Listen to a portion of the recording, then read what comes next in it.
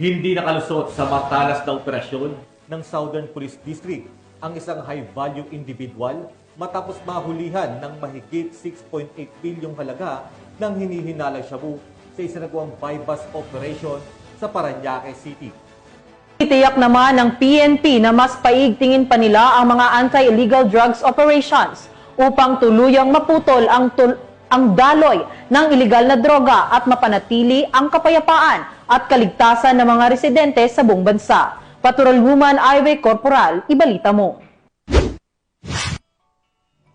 Patuloy na ipinapakita ng Southern Police District ang kanilang matatag na kampanya laban sa ilegal na droga matapos maaresto ng Parañaque City Police Station ang isang high-valued individual at nasamsam ang tinatayang 6.8 milyong halaga ng shabu sa Barangay San Isidro sa Parañaque City.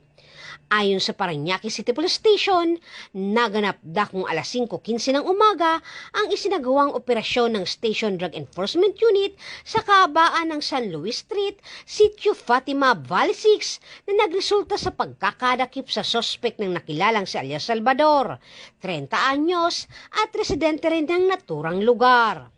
Unang nabentahan ng sospek ang isang pusher buyer ng 50 gramo ng hinihinalang shabu na nagkakahalaga ng 340,000 pesos.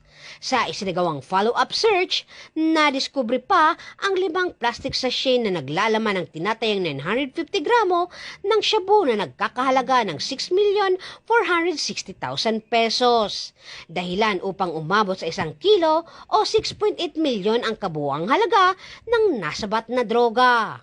Narecover rin ng pulisya mula sa sospek ang bypass money na binubuo ng isang tunay na 1,000 piso at 49 na piraso ng budol money, isang brown paper bag, green eco bag at itim na timbangan na pinaniniwalaang gamit sa bentahan ng droga.